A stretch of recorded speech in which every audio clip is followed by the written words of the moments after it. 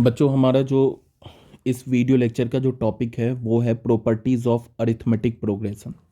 Arithmetic progression की क्या क्या प्रॉपर्टी है। सबसे पहली प्रॉपर्टी जो है प्रॉपर्टी नंबर 1, इसको हम क्या बोल सकते हैं? इसको हम बोल सकते हैं if a constant is added. If a constant is added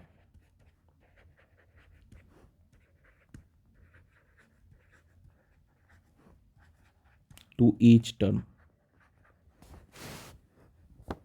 added बोल दो और सब्ट्रैक्टेड बोल दो। ऐड और सब्ट्रैक्शन एक ही चीज़ होता है, और subtracted from each term of an AP, from each term of an AP,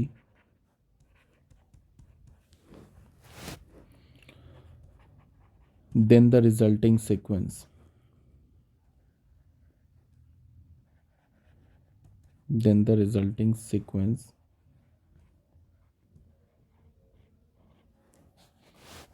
is also an AP.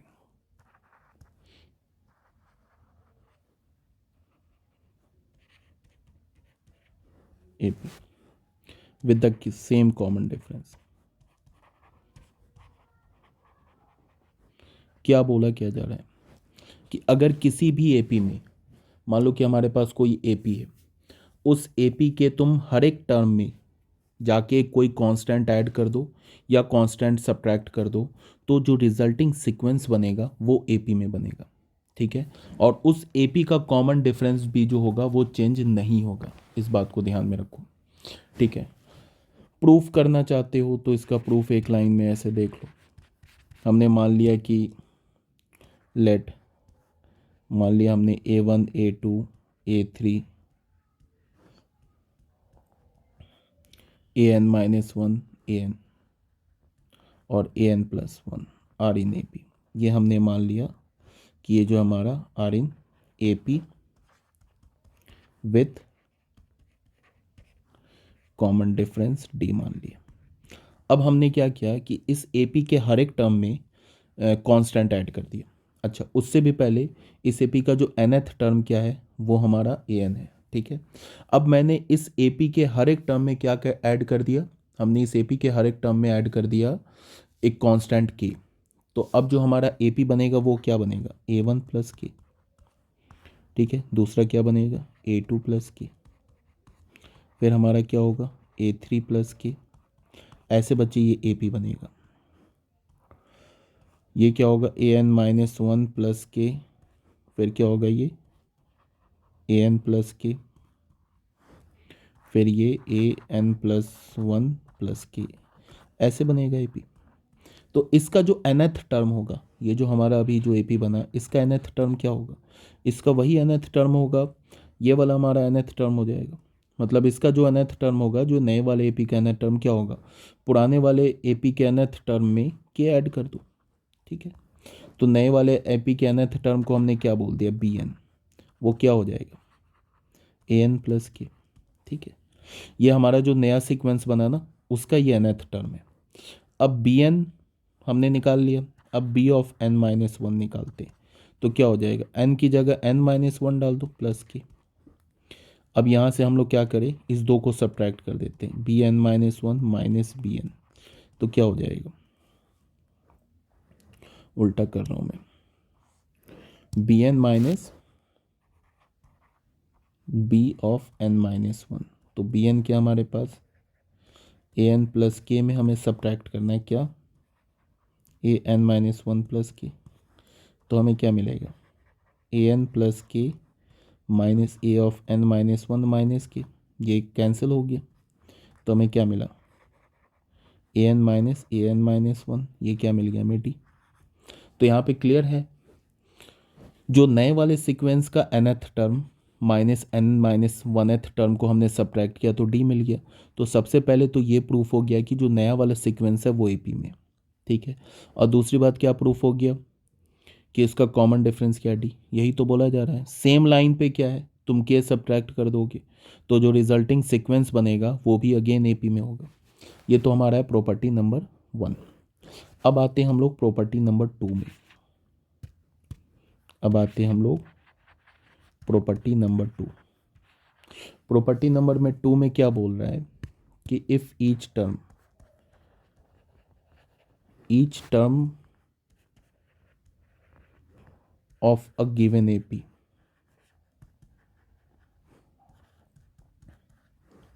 is multiplied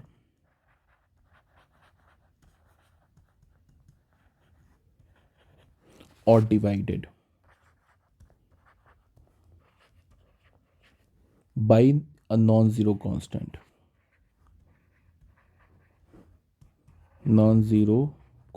की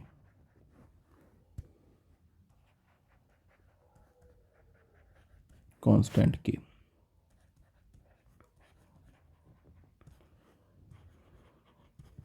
then the resulting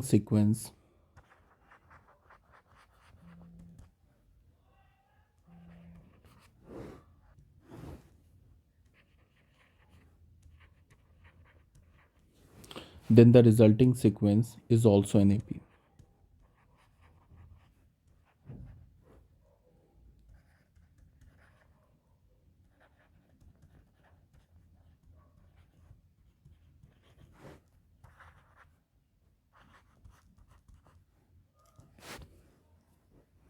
ठीक है, where D is the common difference of given AP। ये सब इतना language लिखने की ज़रूरत नहीं है, बट एज सच समझने के पॉइंट ऑफ व्यू से बता रहा हूँ ये क्या बोल रहा है। इसको तुम ऐसे देखो, समझने के पॉइंट ऑफ व्यू से देखो। मान लो कि हमारे पास ये AP है, 2 4 6 8 10 12 ऐसे करके हमारे पास AP है। ठीक है, इस AP का फर्स्ट टर्म क्या है हमारे पास 2 एंड कॉमन डिफरेंस क्या है B2 है। अब मैं क्या करता हूँ कि इस AP के हर एक टर्म को मैं 3 से मल्टीप्लाई कर देता हूँ, तो जो हमारा रिजल्टिंग सीक्वेंस होगा वो भी AP में होगा। और उस रिजल्टिंग सीक्वेंस का कॉमन डिफरेंस क्या होगा, जो पहला ये है ना हमारा AP का जो कॉमन डिफरेंस है, उसके कॉमन डिफरेंस को 3 से मल्टीप्लाई कर दो। इसका कॉमन डिफरेंस क्या है, ये 2। अगर मैं इसके हर एक टर्म को 3 से मल्टीप्लाई करता हूँ तो क्या हो जाएगा, 3 2 ज़ा 6, 4 2 ज़ा 4 3 ज़ा 12, 6 3 ज़ा 18, 8 3 ज़ा 24, 10 3 ज़ा 30 और 12 3 ज़ा 36। ऐसे हमारा बन गया ना सीक्वेंस। तो बच्चों ये भी AP में है। ठीक है, अब इस AP का कॉमन डिफरेंस क्या है, इस AP का देख लो, second term minus first term. पहली बात तो फर्स्ट टर्म हो गया 6 एंड कॉमन डिफरेंस क्या है हमारे पास, देख लो 12 माइनस 6 क्या हो गया, 6 के इक्वल। ये नहीं हो गया 2 इंटू 3 के इक्वल। ये देख लो, इसके कॉमन डिफरेंस को भी 3 से मल्टीप्लाई कर दो। अब मान लो कि ये हमारे पास अगेन AP है। ठीक है, अब मैं क्या करूं कि इस AP के हर एक टर्म को मैं 3 से डिवाइड कर दूं, तो भी जो हमारा रिजल्टिंग सीक्वेंस होगा वो AP में होगा। और उसका कॉमन डिफरेंस क्या होगा, इस AP के कॉमन डिफरेंस को 3 से डिवाइड कर दो। मान लो कि अगर हमने इसे 3 से डिवाइड किया तो क्या आ जाएगा, 2/3, 4/3, क्या हो जाएगा 6/3, 8/3, 10/3, फिर 12/3, ऐसे होगा ना। तो ये भी AP में है। इस AP का फर्स्ट टर्म क्या हमारे पास 2/3 एंड कॉमन डिफरेंस क्या हमारे पास, कॉमन डिफरेंस होगा देख लो 4/3 माइनस 2/3 कर लो, तो ये क्या हो गया 2/3। जो इसका कॉमन डिफरेंस था ना 2, इसको 3 से डिवाइड कर दो। यही बोला जा रहा है। अब इसका प्रूफ एज सच इंपॉर्टेंट नहीं है, तो मैं प्रूफ को स्किप कर देता हूँ। ये था हमारा प्रॉपर्टी नंबर 2। अब आते हैं हम लोग प्रॉपर्टी नंबर 3 में। इसमें क्या बोल रहा है, इन अ फाइनाइट AP, किसी भी फाइनाइट AP में the sum of the terms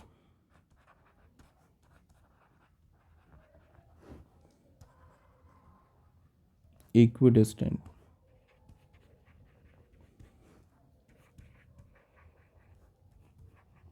from the beginning and end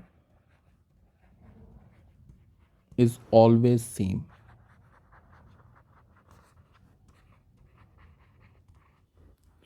and is equal to the some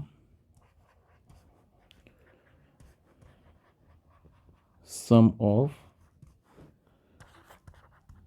first and last term.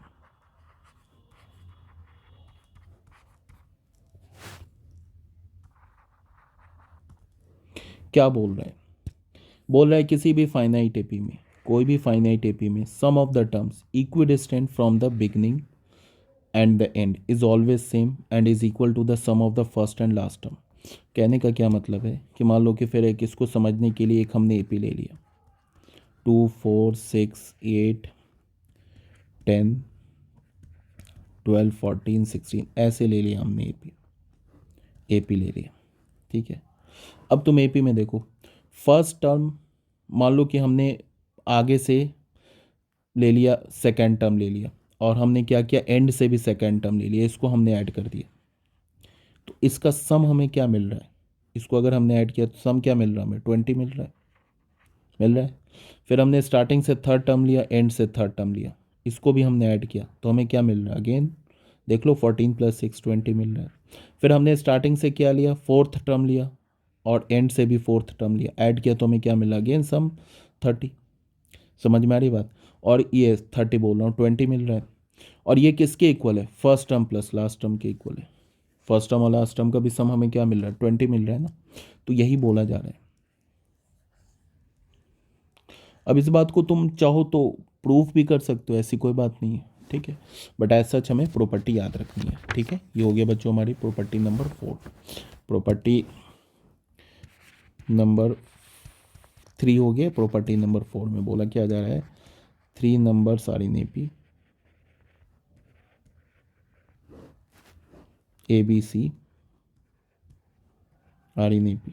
अगर ये 3 नंबर्स एपी में हैं, if 2B is equals to A+C। 2B किसके equal होगा? A+C के equal होगा।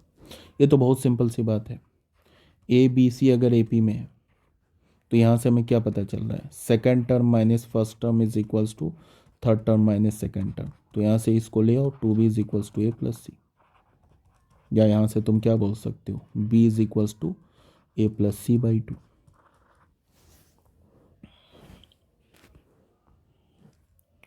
Property number 5, a sequence is an AP if its nth term is linear expression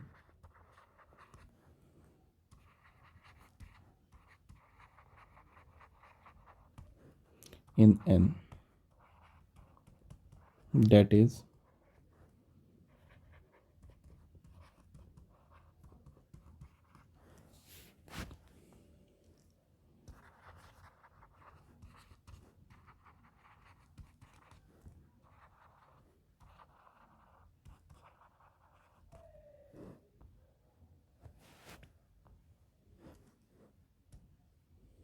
and common difference is equals to।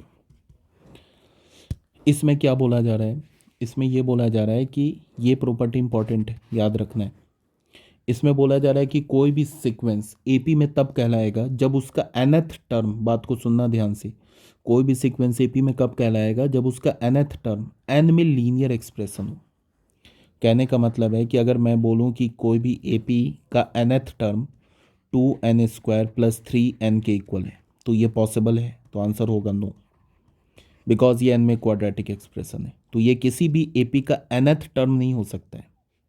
अगर मैं बोलूं कि किसी कोई एपी है जिसका nth टर्म 2n + 4 है, क्या ये पॉसिबल है? ये एपी का nth टर्म हो सकता है? तो आंसर होगा yes.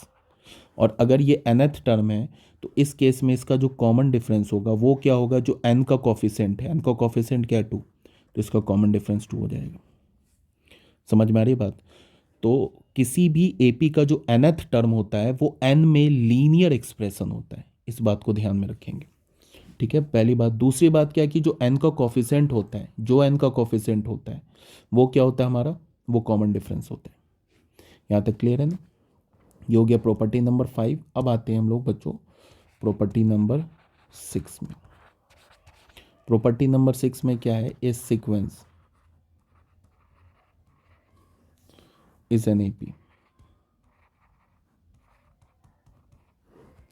AP if the sum of its first n terms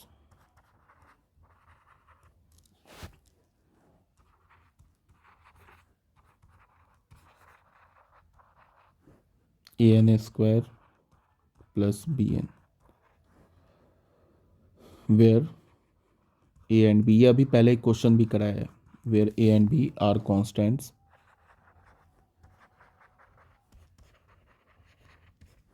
and in such a case its common difference is equals to 2a। ये अभी ऑलरेडी बताया जा चुका है। इसमें क्या बोला जा रहा है कि कोई भी सीक्वेंस का जो nth, किसी भी कोई भी हमारे पास AP है, उसका nth टर्म जो होगा वो n में क्वाड्रेटिक एक्सप्रेशन होगा। ये ऑलरेडी अभी वीडियो लेक्चर नंबर 5 में बताया जा चुका है कि n में क्या होगा, क्वाड्रेटिक एक्सप्रेशन होगा। उस क्वाड्रेटिक एक्सप्रेशन की स्पेशलिटी क्या होगी कि उसमें कांस्टेंट टर्म मिसिंग होगा। ये हमारा क्या है, सम ऑफ n टर्म्स,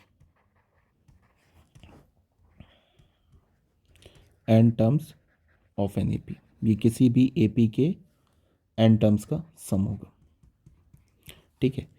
या फिर अगर मैं तुम्हें बोलूँ कि कोई हमारे पास AP है, उसका n टर्म्स का सम ऐसे लिखा हुआ है 2n square plus 3n plus 4, तो ये पॉसिबल है? तो नो। क्यों? बिकॉज ये कांस्टेंट टर्म आ रहा है, तो ये नो, ये किसी AP के n टर्म्स का सम नहीं हो सकता है। n टर्म्स का सम क्या है, ये पॉसिबल है 3n स्क्वायर प्लस 5n, तो आंसर होगा यस। और इस केस में अगर मैं बोलूँ कि चलो ये तो ठीक है कि ये AP के n टर्म्स का सम है, इस केस में बताओ कि इस AP का कॉमन डिफरेंस क्या होगा, तो तुम क्या करोगे, जो n स्क्वायर का कॉफिशेंट है ना, उसका तुम ट्वाइस कर दोगे, मतलब 6, ठीक है। ये ऑलरेडी प्रूफ भी किया जा चुका है, पिछले वीडियो लेक्चर में बताया जा चुका है। अब आ जाओ प्रॉपर्टी नंबर, ये था हमारा 6, प्रॉपर्टी नंबर 7 में आ जाओ।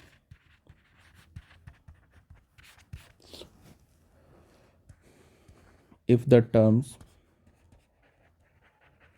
of an AP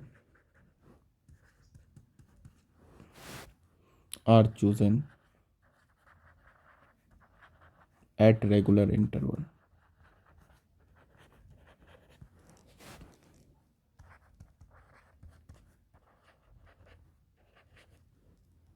then they form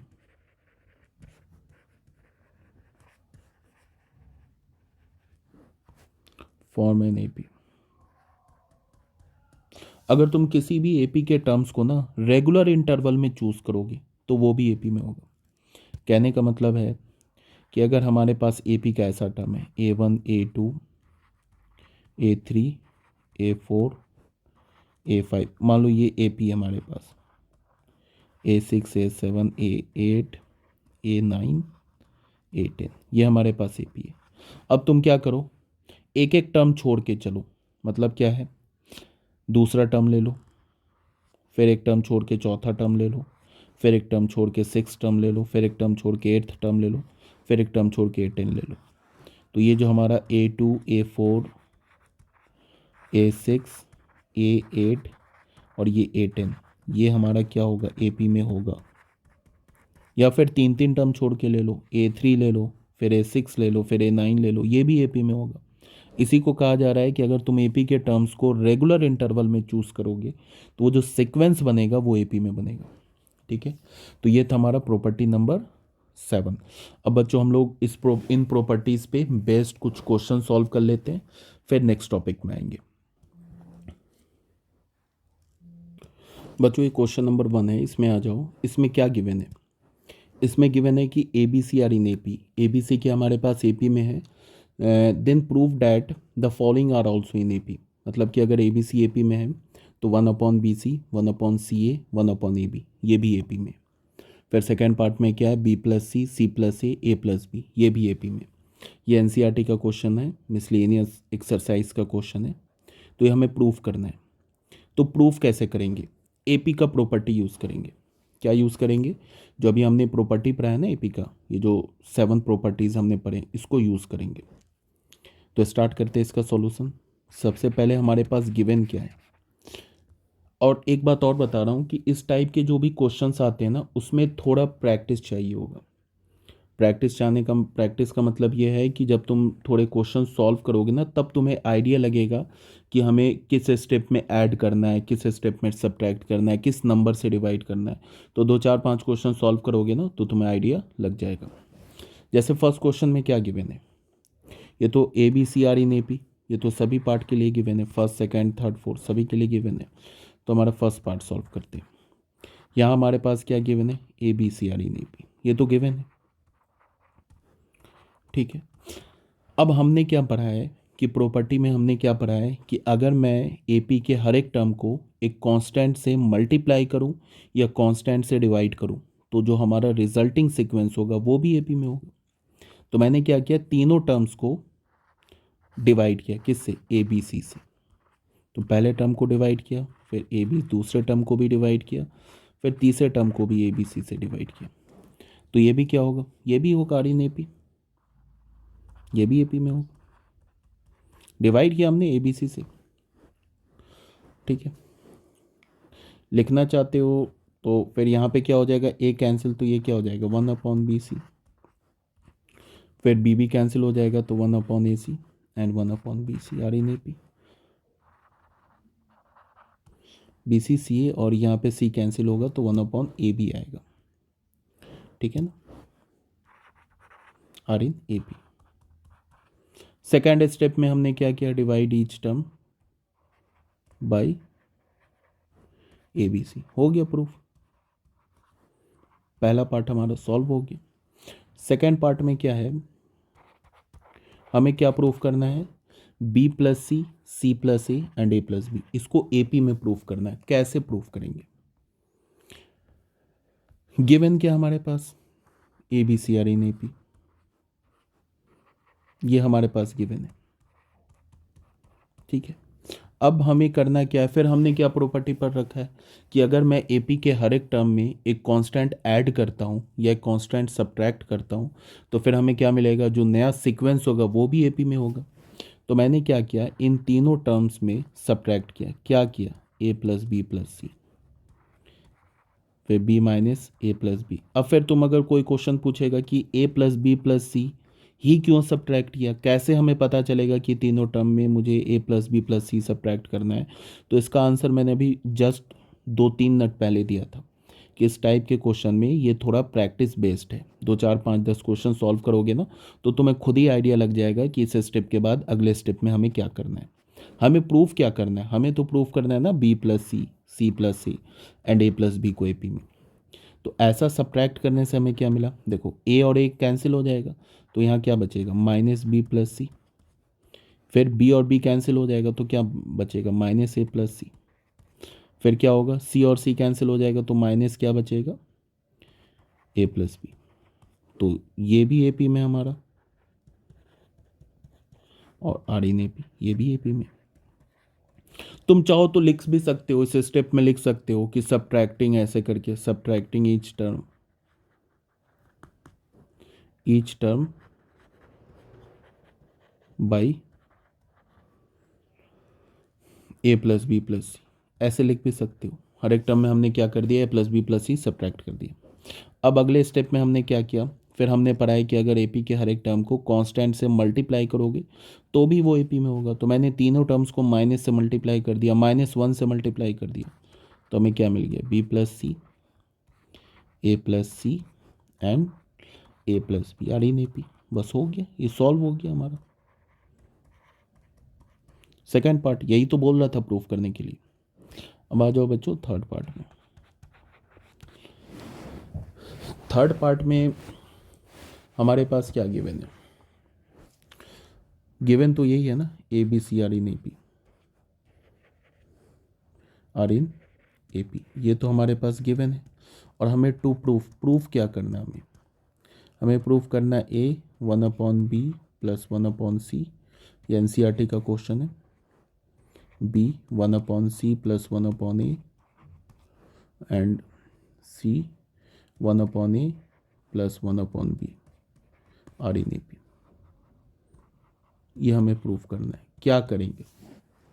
सबसे पहले हमने क्या किया, जो हमारे पास गिवन है ना A B C are in A P, ये हमारे पास गिवन है। इसमें हमने क्या किया कि डिवाइड कर दिया हर एक टर्म को किससे, ए बी सी से। ठीक है, तो ए अपॉन ए बी सी क्या होगा, B upon A B C, C upon A B C. यहाँ पे तुम चाहो तो लिख भी सकते हो ऐसे करके, on dividing each term by A B C. Because अगर मैं ए पी के हर एक टर्म को एक कांस्टेंट से डिवाइड करूं तो कोई फ़र्क नहीं पड़ता है, जो हमारा सीक्वेंस क्या होगा ए पी में होगा। उसके बाद ए कैंसिल हो गया तो हमें क्या मिला, 1/B/C। दूसरे टर्म में बी कैंसिल हो गया तो 1/AC। तीसरे टर्म में सी कैंसिल हो गया तो 1/AB। ये भी हमारा ए पी में होगा। अब हमने क्या किया, इसको चाहो तो लिख सकते हो ऑन मल्टीप्लाइंग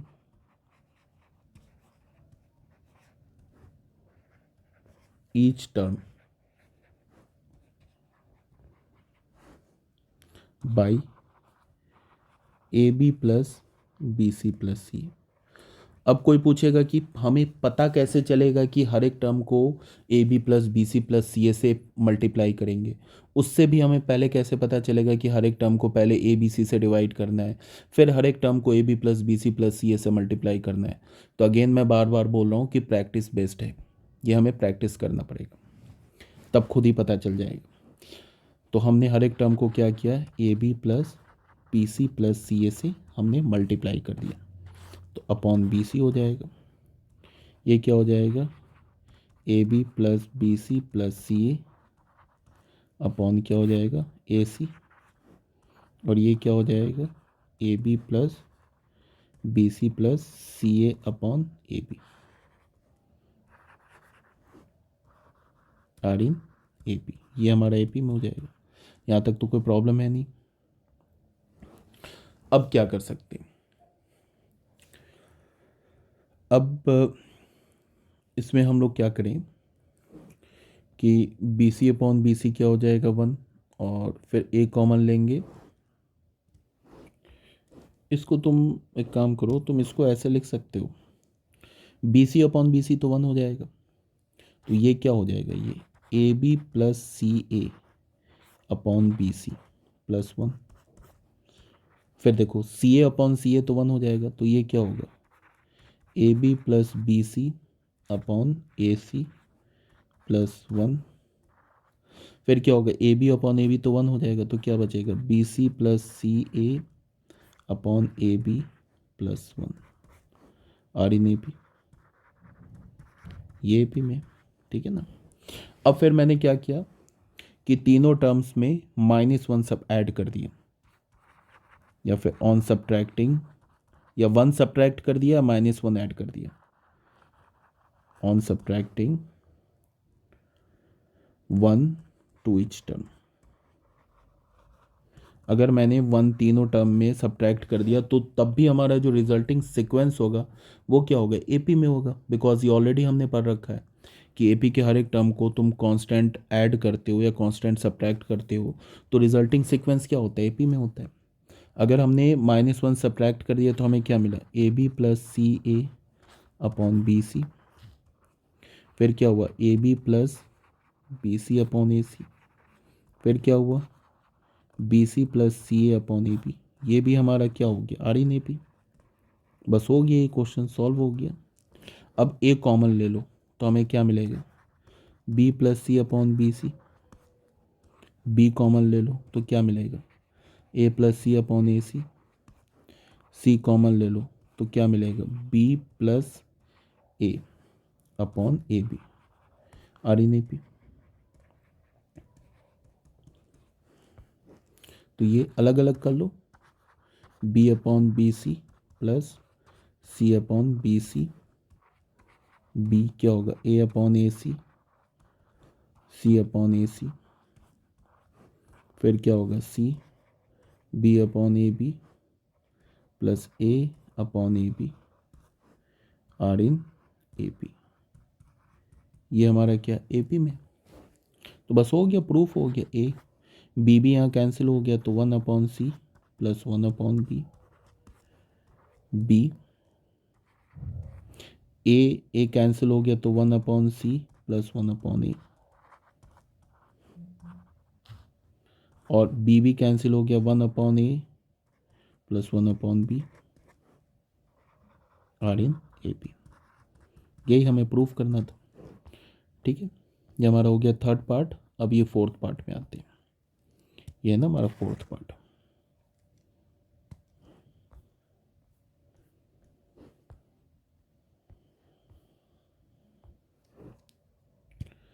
फोर्थ पार्ट में क्या है, हमें क्या प्रूफ करना है फोर्थ पार्ट में? फोर्थ पार्ट में हमारे पास 1/√b plus √c, 1/√c plus √a और 1/√a प्लस √b। ये हमें किस में प्रूफ करना है? एपी में। और गिवन क्या है? Again A B C AP में गिवन है। ठीक है ना, तो इसको उल्टा भी प्रूफ कर सकते हैं। मतलब कि हमें ये प्रूफ करना है, ये हमें प्रूफ करना है कि एपी में, और गिवन हमारे पास क्या है? ये हमें टू प्रूफ करना है कि एपी में, और गिवन हमारे पास क्या है? गिवन हमारे पास कि ए बी सी ए पी में, A B C are in A P, ये हमारे पास गिवन है। तो उल्टा कर सकते हैं हम लोग। क्या करें, इसी को एज्यूम कर लें कि ए पी में, और ये प्रूफ कर दे कि ये ए पी में, तो भी प्रूफ हो जाएगा। ठीक है, बिकॉज अगर ए बी सी ए पी में है तो हमें प्रूफ करना है कि ये ए पी में है। हमने इसको एज्यूम कर लिया कि ये ए पी में, और अगर ये प्रूफ कर दे कि ए बी सी ए पी में, तो भी आंसर आ जाएगा। तो हमने मान लिया कि ये जो हमारे पास तीनों टर्म्स है ए पी में। तो अगर ये ए पी में है तो second term √c plus √a minus first term √b plus √c is equals to third term √a plus √b minus second term √c plus √a। ये क्या होगा? हमारा एपी में होगा। ठीक है ना, तो इसका एलसीएम क्या होगा? √c प्लस √a और क्या होगा? √b plus √c। तो यहाँ पे क्या हो जाएगा? √b plus √c minus √c plus √a is equals to, ये क्या हो जाएगा यहाँ पे? √a plus √b √c plus √a, और ये क्या हो जाएगा? √c plus √a minus √a plus √b। अच्छा, कुछ कैंसिल हो रहा है डिनोमिनेटर से, √c प्लस a ये कैंसिल हो गया। तो हमारे पास यहाँ क्या होगा? ये √c और √c भी कैंसिल हो गया, और यहाँ क्या? √a कैंसिल हो गया। तो हमारे पास क्या बच रहा है? √b minus √a upon √b plus √c is equals to √c plus √b upon √a plus √b। ऐसे बच रहा है ना, क्रॉस मल्टीप्लाई कर दो तो क्या हो जाएगा? √a प्लस √b, या ठीक है, और ये क्या हो जाएगा? √b minus √a is equals to √c plus √b, और ये क्या हो जाएगा? ठीक है, अच्छा √c यहाँ पे माइनस से बच्चों, यहाँ पे ना एक छूट गया, यहाँ पे माइनस है √b प्लस √c, और यहाँ पे क्या होगा? √c माइनस √b। तो ये क्या हो जाएगा? a plus B A minus B का फॉर्मूला लग जाएगा। तो क्या होगा? A square minus B square, तो क्या होगा? √b का स्क्वायर माइनस √a का स्क्वायर इज इक्वल्स टू क्या होगा? √c का स्क्वायर माइनस √b का स्क्वायर। तो यहाँ से हमें क्या मिला? b minus A is equals to c minus B. तो यहाँ से हमें मिल गया 2b is equals to a plus C. ये कंडीशन था ना कि अगर ए बी सी ए पी में, तो ये कंडीशन था, this implies that A B C are in A P. ऐसे भी प्रूफ कर सकते हो, कोई प्रॉब्लम वाली बात नहीं है। हमें जो प्रूफ करना था ना, हमें तो प्रूफ करना था कि ये हमारा एपी में, ये हमें प्रूफ करना था कि ये एपी में, तो इसे हमने अज्यूम कर लिया कि ये एपी में। हमें प्रूफ करना था कि ये एपी में, इसे हमने अज्यूम कर लिया कि एपी में। और जो गिवन था ऑलरेडी कि जो एबीसी में, सॉरी एबीसी जो एपी में, उसको हमने प्रूफ कर दिया, तो ऐसे भी हो जाएगा, कोई प्रॉब्लम वाली बात नहीं है। ठीक है ना, ओके।